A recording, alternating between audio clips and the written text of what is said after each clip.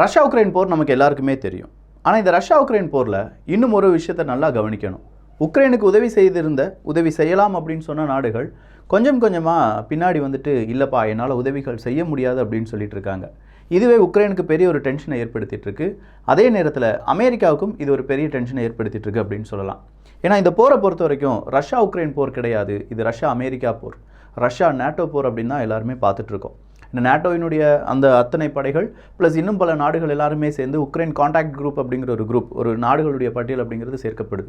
கிட்டத்தட்ட 50 நாடுகள் ஒன்றிணைந்து தான் ரஷ்யாவுக்கு எதிரான போரில் எல்லா விதமான ஆயுதங்களும் இன்டெலிஜென்ஸ் சப்போர்ட்டும் எல்லாமே கொடுத்துட்ருக்காங்க.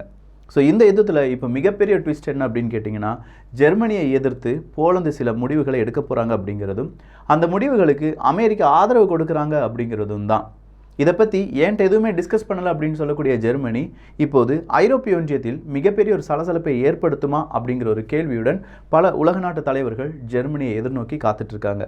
அதே மாதிரி ஸ்வீடன், ஃபின்லாந்து நேட்டோவில் இணைவார்களா இல்லையா அப்படிங்கிறதுக்கான அப்டேட்டும் வந்திருக்கு. இதே மாதிரி இன்னும் பல செய்திகள் இருக்குது. நான் உங்கள் விக்கி, இது உங்கள் தமிழ் விதை. ஷார்ட்டாக கொஞ்சம் செய்திகள். முதல் செய்தி என்ன அப்படின்னு கேட்டிங்கன்னா, ரஷ்யா உக்ரைன் அப்படின்னு சொல்லும்போதே நம்ம எல்லாருக்குமே தெரியும், உக்ரைன் அப்படிங்கிற ஒரு நாடு, அந்த நாட்டுக்குள்ளே இப்போ ரஷ்யா அனெக்ஸ் பண்ணி வராங்க. ரஷ்யா செய்கிறது தப்பு அப்படிங்கிறது நமக்கு தெரியும். ஏன்னா உக்ரைன் அப்படிங்கிற நாடு அவங்க என்ன முடிவுகள் வேணாலும் எடுக்கலாம். ரஷ்யா சொல்கிற மாதிரியான அந்த சில பல காரணங்கள் இருக்குது. நேட்டோவில் இணையக்கூடாது, நேட்டோவில் இணைஞ்சிட்டின்னா என் நாட்டுக்குள்ளேயே வந்துடுவாங்க, உனக்கு தெரியாதா, நீ சோவியத் யூனியன் ரஷ்யா காலத்துலேருந்து என் கூட தானப்பா இருக்க அப்படின்னு சொல்லி ரஷ்யா அவங்களுடைய அந்த வரலாறு எல்லாருமே சொல்லி கொடுக்குறாங்க. ஆனால் இந்த நேரத்தில் உக்ரைனுக்குள்ளே சும்மா ஒரு கணக்கெடுப்பு அப்படிங்கிறது நடத்தப்படுது. அதில் என்ன கேட்குறாங்கன்னா, ஒரு சர்வே மாதிரின்னு வச்சுக்கோங்களேன். ரஷ்யா உக்ரைன் பிரச்சனைலாம் நடந்துட்டுருக்கலப்பா, இஸ்ரேல் பாலஸ்தீனம் இந்த பிரச்சனையில் இஸ்ரேலுக்கு யார் ஆதரவு தெரிவிக்கிறீங்க, பாலஸ்தீனத்துக்கு யார் ஆதரவு தெரிவிக்கிறீங்க அப்படிங்கிறது தான். நமக்கு இஸ்ரேல் பாலஸ்தீனம் இப்போ நம்ம சமகாலத்தில் நடந்த பிரச்சனைகள் வச்சு பார்க்கும்போது, பாலஸ்தீனம் அப்படிங்கிற ஒரு நாடு, அந்த நாட்டுக்குள்ளே இஸ்ரேல் வராங்க, அது எங்களுடைய தான் அப்படின்னு சொல்கிறாங்க, பாலஸ்தீன மக்கள் அப்புறப்படுத்தப்படுகிறார்கள். இதுதான் சமகாலத்தில் நடந்தது. அதுக்கு முந்தைய காலம் அப்படிங்கிறதுல ஏதோ ஒரு வரலாறுலாம் இருக்குன்னு சொல்கிறாங்க. பட் ஓகே, ஸோ சமகாலத்தில் நடந்த வரலாறு அப்படின்னு சொல்லி பார்க்கும்போது, இங்கே ரஷ்யா செய்த அதே தவறை தான் யார் செஞ்சுருக்காங்க, இஸ்ரேல் செஞ்சுருக்காங்க.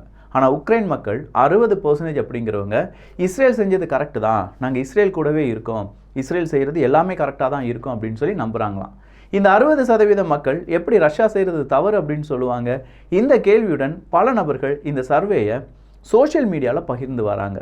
ஏன்னா முக்கியமான ஒரு கேள்வி கூட, எப்படி இது சாத்தியம்? நீங்கள் என்ன கஷ்டப்படுறீங்களோ அதே தான் அந்த மக்களும் கஷ்டப்படுவாங்க அப்படின்னா இது எப்படிப்பா இருக்குது அப்படிங்கிற மாதிரி இப்போ உக்ரைன் பக்கமாக இந்த சர்வே ஒரு பெரிய நெகட்டிவ் இம்பேக்டை ஏற்படுத்தியிருக்கு அப்படின்னு சொல்லலாம். அடுத்த செய்தி அப்படின்னு சொல்லும்போது ஆர்ஆர்ஆர் படத்தில் நாட்டுக்குத்து பாட்டு ரொம்ப பெரிய முக்கியமான அவார்டுகள் எல்லாமே வாங்கிட்டு இருக்கு. அது ஆஸ்கார் ரேஸ்லையும் போயிருக்குப்பா, ஒரிஜினல் சாங் பட்டியலில் உள்ளக்க போயிருக்கு அப்படிங்கிற இன்னொரு செய்தியும் வெளியாகி இருக்கிறது. அடுத்ததா பாகிஸ்தான் தான். சீக்கிரமாக பாகிஸ்தான் திவால் ஆகிவிடும், வேற வழியே கிடையாது, பாகிஸ்தான் அந்நிய செலவாணியே இல்லை அப்படின்னு சொல்கிறாங்க.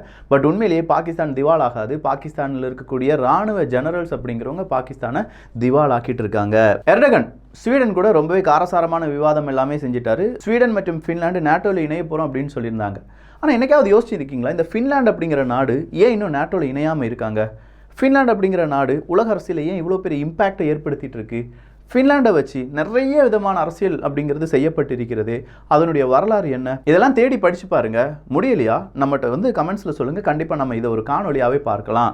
ஸோ இந்த ஃபின்லாந்து இப்போ என்ன சொல்லிட்டாங்கன்னா, ஸ்வீடனும் துருக்கியும் சண்டை போட்டுட்டு இருக்காங்க, நேட்டோவில் இணையணுமா வேண்டாமா. அவன் இணையணும்னு சொல்லும்போது இவன் எதிர்க்கிறான், இவன் எதிர்க்கும்போது மறுபடியும் அவன் எக்ஸ்ப்ளனேஷன் கொடுத்துட்டான். என்னதான் எக்ஸ்ப்ளனேஷன் கொடுத்தாலும் துருக்கி அதை அக்செப்ட் பண்ண மாட்டேங்காங்க. ஸ்வீடன்ட்ட சொல்லிட்டாங்க, நீ நேட்டோவில் இணையிறது நடக்காது, நான் சொல்கிற சட்டத்திட்டங்களுக்கு உட்பட்டு நீ செய்கிறதா இருந்தால் மட்டும்தான் நீ நேட்டோவில் இணைய முடியும் அப்படின்னு சொல்லும்போது ஸ்வீடன் சொல்லிட்டாங்க, இல்லை அது என்னுடைய இறையாண்மை முழுவதுமாக பாதிக்கும், அதனால் நீங்கள் சொல்கிறதெல்லாம் என்னால் கேட்க முடியாது, எல்லாத்தையும் என்னால் கேட்க முடியாது, சில விஷயங்கள் என்னால் கேட்க முடியும் அப்படின்னு சொல்லும்போது துருக்கி சொல்லிட்டாங்க முடியாதுன்னு. அப்போ ஃபின்லாந்து என்ன முடிவு எடுத்திருக்காங்க அப்படின்னு கேட்டிங்கன்னா, தனியாகவே நான் நேட்டோவில் இணைச்சிக்கிறேன்டா, ஏன்டா ஸ்வீடனை போட்டு நான் இழுத்துட்ருக்கேன், பேசாமல் நான் நேட்டோவில் இணைய போகிறேன் அப்படிங்கிற ஒரு அறிவிப்பு அஃபிஷியலாக வரல, அன்அஃபிஷியலாக சில பல தலைவர்கள் கூற ஆரம்பித்திருக்கிறார்கள். ஸோ சீக்கிரமாக ஃபின்லாந்து மட்டும் நேட்டோவில் இணைவதற்கான அறிவிப்புகள் வெளியாகலாம். சொமாலியாவை பொறுத்த வரைக்கும் மிகப்பெரிய அளவில் பசி பட்டினி பஞ்சம் அப்படிங்கிற ஒரு நாடு. இன்னொரு பக்கமாக பார்க்கும்போது அங்கே பல நாட்டு இராணுவம் முகாமிட்டு இருப்பதால் அந்த பிரச்சனையும் அங்கே இருக்குது. ஆனால் அந்த நாடே ஸ்வீடனில் இந்த குரான் அப்படிங்கிறது எரிக்கப்பட்டது பார்த்தீங்களா, எக்ஸ்ட்ரீமிஸ்டுகளால் குரான் அப்படிங்கிறது எரிக்கப்பட்டது, அதற்கு கண்டனத்தை தெரிவித்திருக்கிறார்கள். இந்த கண்டனம் அப்படிங்கிறது பல உலக நாடுகள் தெரிவிச்சிட்டாங்க. இப்போ சொமாலியாவும் தெரிவித்திருக்கிறது. சவுதி அரேபியா இஸ்ரேலில் இருந்து வரக்கூடிய நபர்களுக்கு சில பல இடங்கள் அப்படிங்கிறது ரெஸ்ட்ரிக்ஷன்ஸ் கொடுத்திருந்தாங்க. இஸ்ரேல் வந்து சவுதி அரேபியாவினுடைய எதிரி நாடு அப்படின்னு தான் கன்சிடர் பண்ணியிருந்தாங்க. 7 நாள் போர், அரபு இஸ்ரேல் யுத்தம், இதெல்லாமே நம்ம வரலாறுல படிச்சிருக்கோம். ஸோ அந்த சவுதி அரேபியா இன்னைக்கு என்ன முடிவு எடுத்திருக்காங்க அப்படின்னா, 2-3 முக்கியமான ஐலண்ட் இருக்குது. அந்த ஐலண்டில் இஸ்ரேல் நாட்டவர்கள் சுற்றுலாவாக வந்தாலும் அவங்களுக்கு அனுமதி கிடையாமல் இருந்துச்சு.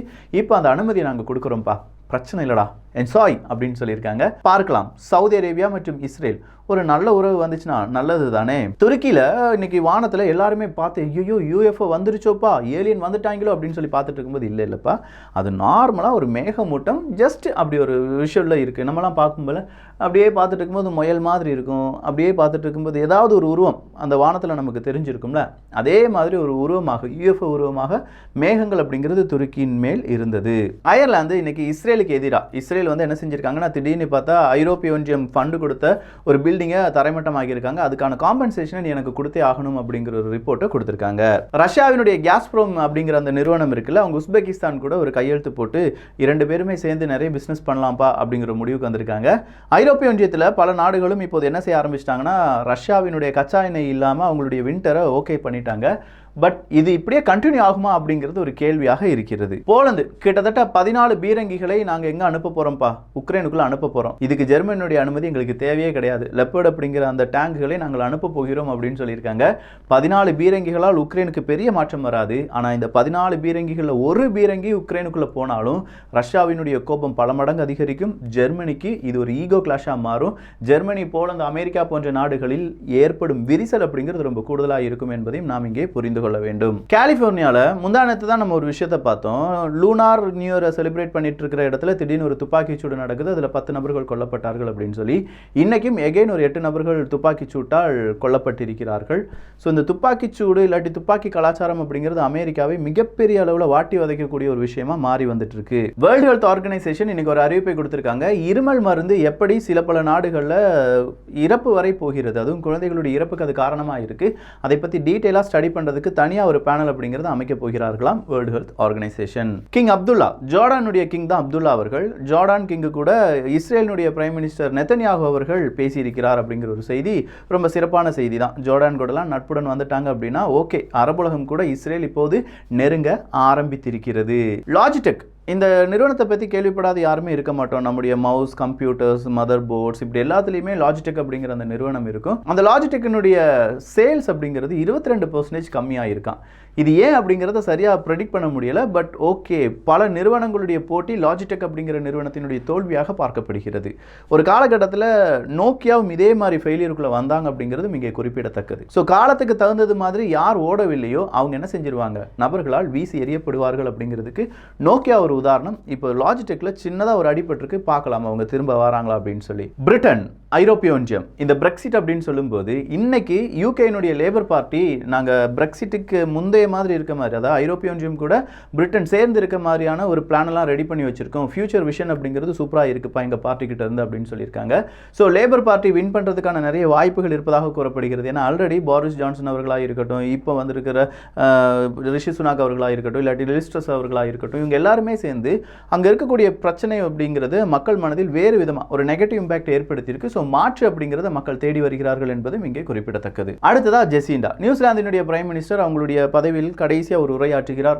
ஓகேப்பா, நான் ராஜினாமா பண்ணுறேன், எனக்கு நீங்கள் கொடுத்த லவ் அண்ட் சப்போர்ட் அபரிவிதமானது, எல்லாருக்குமே தேங்க்ஸ் அப்படின்னு சொல்லி அவங்களுடைய கடைசி உரை அப்படிங்கிறது ஆற்றப்பட்டிருக்கிறது. கென்யாவில் இன்னைக்கு சுரங்க தொழிலாளர்கள் வைத்திருந்த வெடி ஏதோ வெடித்து 3 நபர்கள் சுரங்கத்துக்குள்ளேயே உயிரிழந்தார்கள் அப்படிங்கிற ஒரு செய்தியும் வெளியாகி இருக்கிறது. சீனாவில் இன்னைக்கு ஒரு சிட்டியில் -53 டிகிரி செல்சியஸ் இருந்துச்சான் வெப்பநிலை.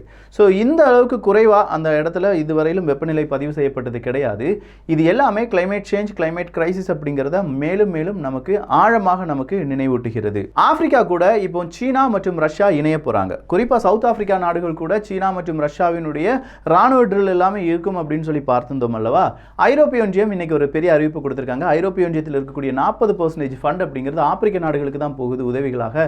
ஸோ ஆப்பிரிக்க நாடுகள் கொஞ்சம் முடிவுகள் எடுக்கும்போது பார்த்து எடுங்கப்பா அப்படிங்கிற அறிவிப்பு தான். ஜியோ 5G கிட்டத்தட்ட 50க்கும் அதிகமான நகரங்களில் இன்னைக்கு ஒரே நாளில் சர்வீஸ் அப்படிங்கிறத ப்ரொவைட் பண்ணியிருக்காங்க.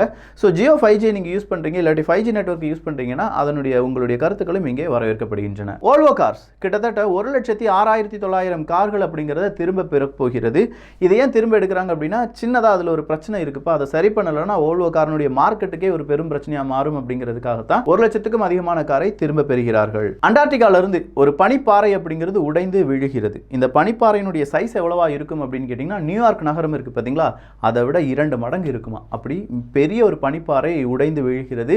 இதுவும் கிளைமேட் சேஞ்சுக்கான ஒரு அறிகுறி தான். அமெரிக்கா ஈரானுக்கு எதிராக மறுபடியும் பலவிதமான பொருளாதார தடையை அறிவித்திருக்கிறார்கள். இந்த பொருளாதார தடை எதுக்கு அப்படின்னு சொல்லி பார்க்கும்போது வேற எதுக்குமே இல்லையா, அங்கே ப்ரொட்டஸ்ட் அப்படிங்கிறது கூடிக்கிட்டு இருக்கு, அதனால நாங்கள் பொருளாதார தடை விதிக்கிறோம் அப்படின்னு சொல்லி அமெரிக்கா எக்ஸ்பிளைன் பண்ணியிருக்காங்க. என்னங்க ராசா உங்க நியாயம், உங்க ஊர்ல இல்லாததாயா அப்படின்னு சொல்ற அளவுக்கு பல நபர்களும் அமெரிக்காவை பார்த்தும் கேள்விகள் கேட்டு வருகிறார்கள். ஸோ ஓவராலாக இந்த செய்திகளை பற்றிய உங்களுடைய கருத்துக்கள் இங்கே வரவேற்கப்படுகின்றன. எல்லோரும் தமிழ் விதையில் இணைந்திருங்கள். நல்லதை பகிர்ந்து நல்ல சமுதாயத்தை உருவாக்குவோம். நன்றி, வணக்கம்.